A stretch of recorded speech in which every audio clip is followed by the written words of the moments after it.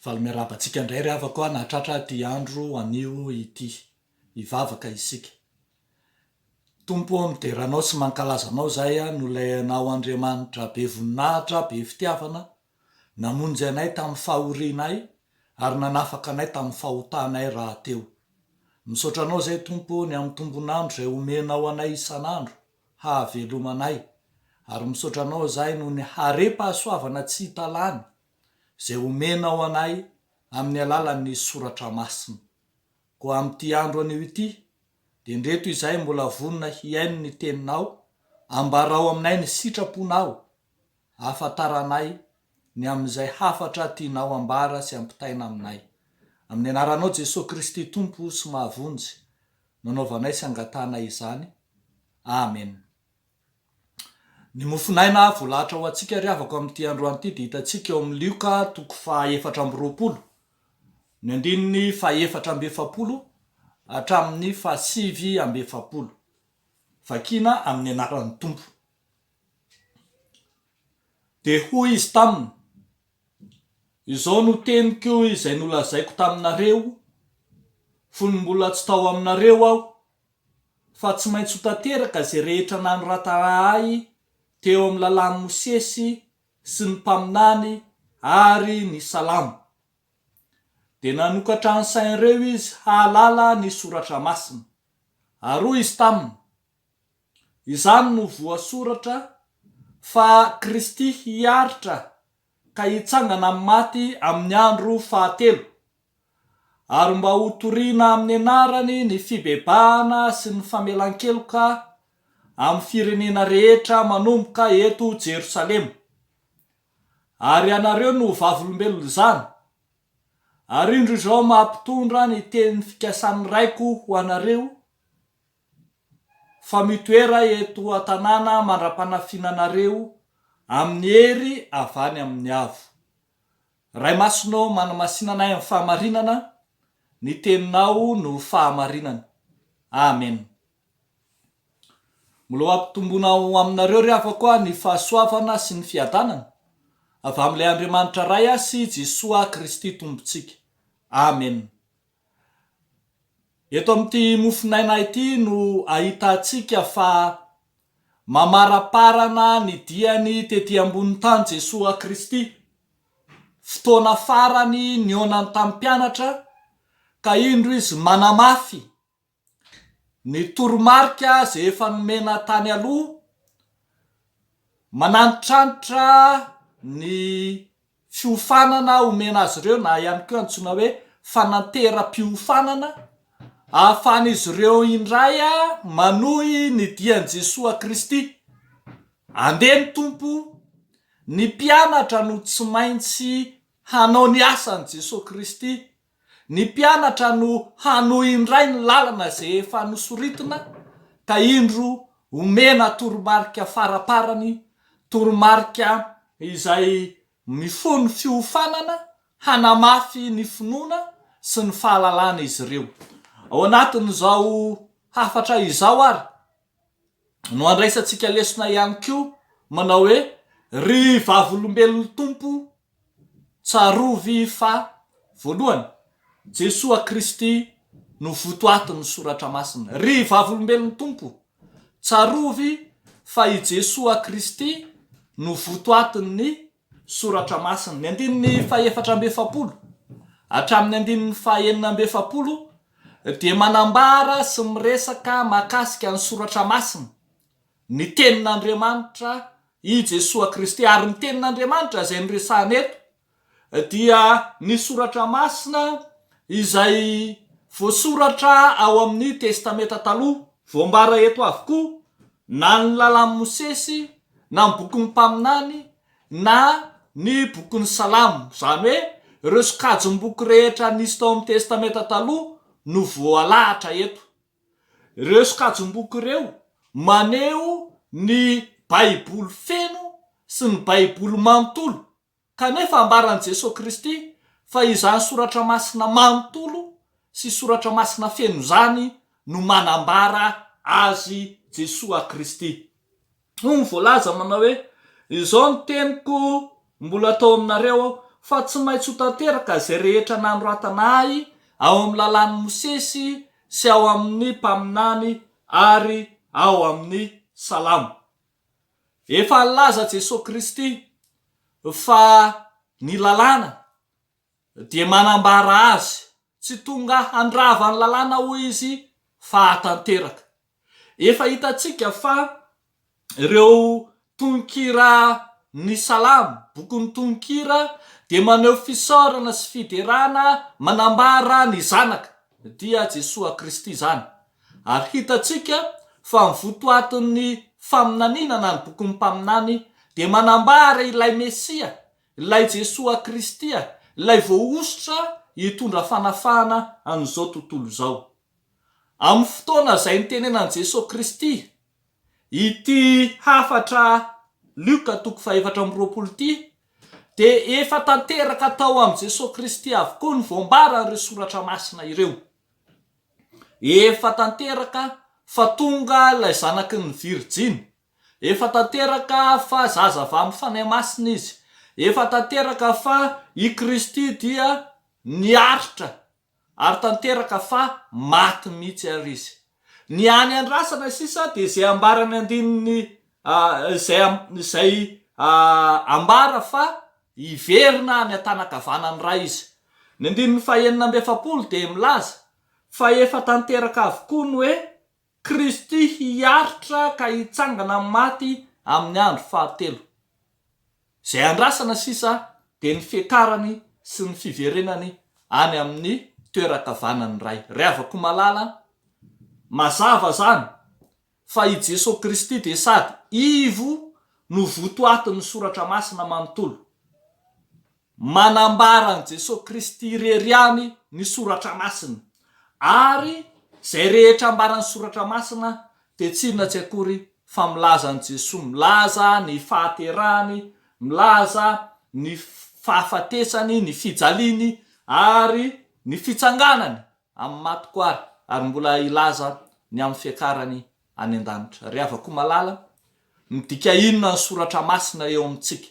Raha vavolombelona isika, manambara inona eo amintsika ny soratra masina? Voalohany aloha, mahadiso hevitra atsika ho Jesosy ny tsy fahafantarantsika ny soratra masina.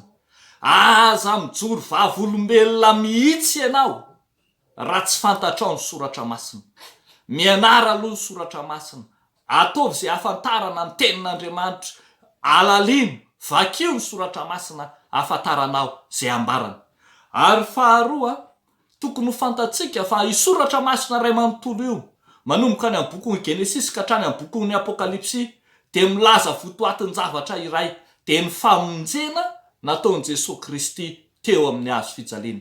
Zay rehetra mamaky ny soratra masina ka tsy mahita an'izany votoatiny zany, dia famakina soratra masina pokaty no hitany, ary tsy ho zary soratra masina mihitsy ny vakiny raha toka tsy hitany sy mifanena aminy ao ilay Jesosy Kristy mpamonjy zao tontolo zao. Vavolombelona ianao ka tsarovy fa i Jesosy Kristy no votoatin'ny soratra masina. Fa zavatra faharoa rehavako malala izay hitantsika ato amin'ity soratra masina ity dia ny hoe ry vavolombelon'ny Tompo, tsarovy Jesosy Kristy ilay mamela heloka. Tsarovy Jesosy Kristy ilay mamela heloka. Hoy ny voalaza ny andininy 7 sy ny 7 manao hoe, ary mba ho toriana amin'ny anarany ny fibebahana sy ny famelan-keloka amin'ny firenena rehetra manomboka eto Jerosalema. Ary anareo no vavolombelona zany. Irahan'ny Tompo isika ry havako ho vavolombelona. Irahan'ny Tompo isika hitory teny. Irahan'ny Tompo isika ho any amin'izao tontolo zao. Kanefa dia ambara fa tsy maintsy votoato ny toriteny dia ny fibebahana sy ny famelan-keloko. Ny dikateny fototra dia toa manambara fa ny votoatin'ny toriteny dia fibebahana hahazahoana famelan-keloka. Everina fa lojika zany ry havako, fa tsy misy famelan-keloka ho an'izay tsy mandalo ny dingan'ny fibebahana. Tsy hiakatra hiaraka amin'i Jesosy Kristy ho any an-danitra mihitsy mantsy, izay tsy voavela eloka, ary ny lalana sy ny varavarana misokatra hazona izany dia ny fibebahana. Efa nataon'ny tompo mamay-pona teo ambony hazo fijaliana ny famonjena.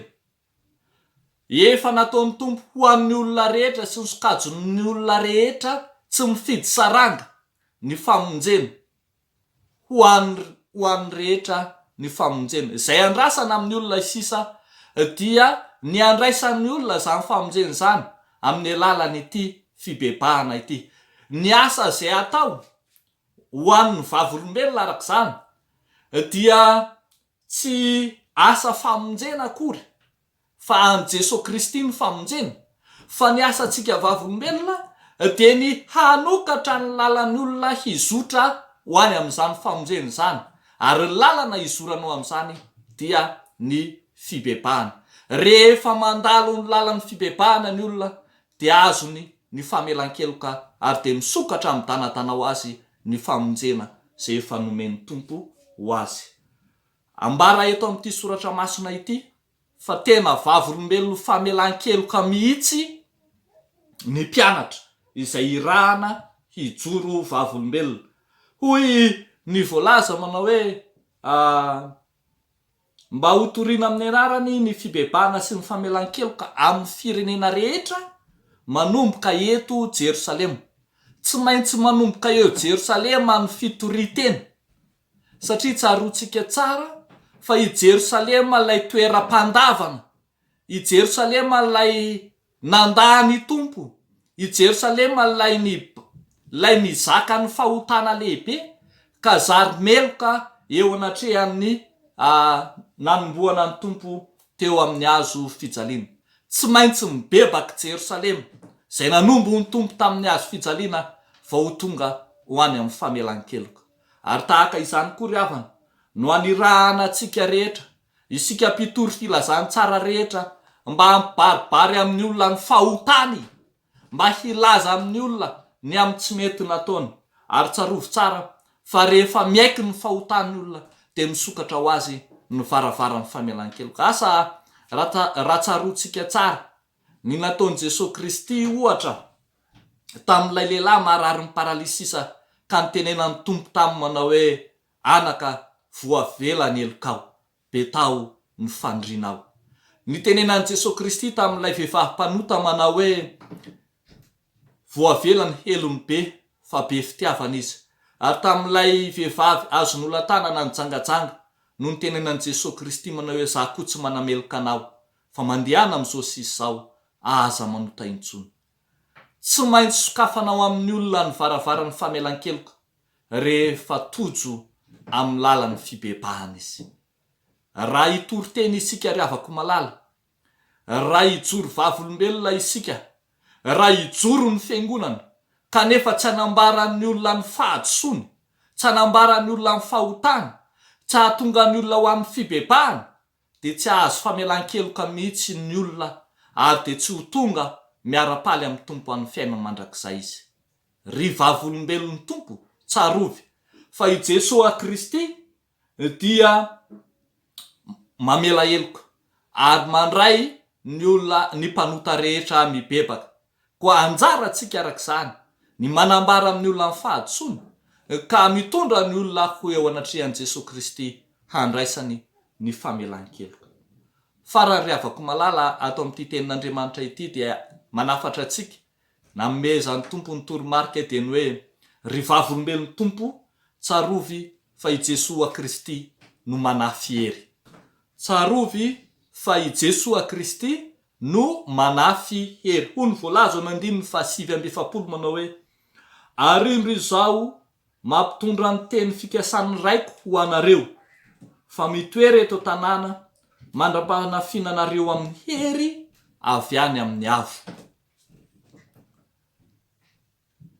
Voalaza eto amin'ity soratra masina ity avokoa na i Jesosy Kristy izay miteny na ny ray na ny fanahy masina, zany hoe ny fiombonan'Andriamanitra telo izay iray no hanirahana ny mpino, hanirahana ny mpanompo, handeha ka hatoky fa misy momba azy, misy Andriamanitra momba azy handray ny hery sy ny fanafina izy. Voalaza eto ny teny fikasana. Hoy ny voalaza manao hoe indro mampitondra ny teny fikasana raiko ho anareo. Ny teny fikasana zay voalaza eto dia mampahatsiaro antsika ny teny Jesosy Kristy ao amin'ny Jaona 4:40. Ny andininy 4:40 manao hoe ary izao angataka amiray ary izy anome anareo mpananatra hafa mba ho eo aminareo mandrakizay. Ary rehefa tonga ny fotoana zay anirahan'ny tompo ny fanahy masina ao amin'ny asan'ny apôstôly 1, ny andininy 4 dia hoy ny voalaza manao hoe ary niara-ny angona teo amin'ny Jesosy dia namepetra azy izy tsy hiala amin'ny Jerosalema fa hiandry ny teny fikasan'ny ray zay farenareo tamiko ho izy. Zany hoe miandry ny anolorana sy anomezana azy ireo ny fanomezana ny fanahy masina. Io fanahy masina io no ambara fa hery ho tafida azy ireo hoentiny anatanterahana ny asa zay nanirahana azy ireo. Efa fantatro ny tompo mialory avako malala fa ny mpianatra no andimby ny asan'ny tompo. Ary efa fantatro ny tompo mialoha fa tsy ho moramora fa ho sarotra ny asa iandry ireto tompo mpianatra ireto. Noho izany dia mampanantena ny tompo fa tsy hamela azy irery. Mampanantena ny tompo fa hanome azy ny fanahy masina ambomba azy ary nanome fampanantenana ny teniny raha teo manao indro zao momba anareo mandrakariva.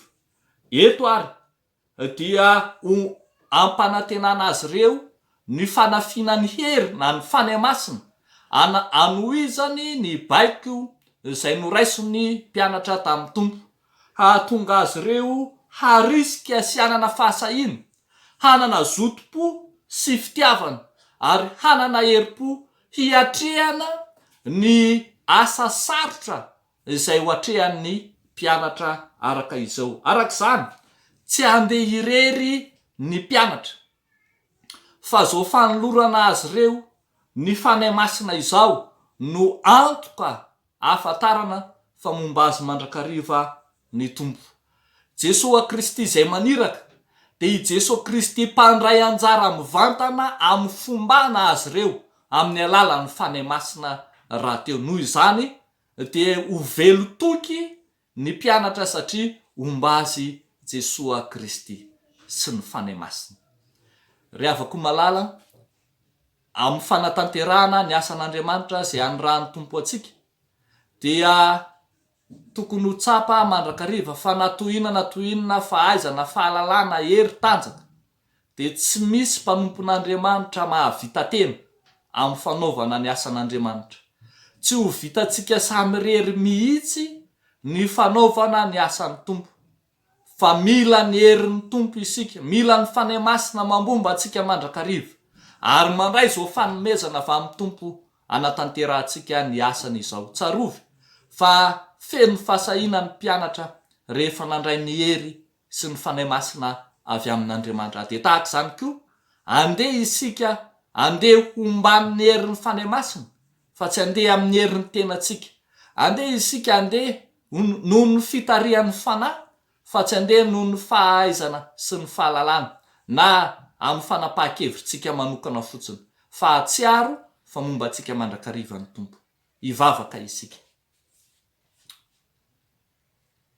Tompo dia misaotra anao zay ny amin'izany teny ahatsiarovanay fa ianao Jesosy Kristy no fantatray fa votoatin'ny soratra masina mamela heloko ary ianao raha teo ihany koa no manafy hery eo am-panatanterahana ny asa zay nanirahanao anay.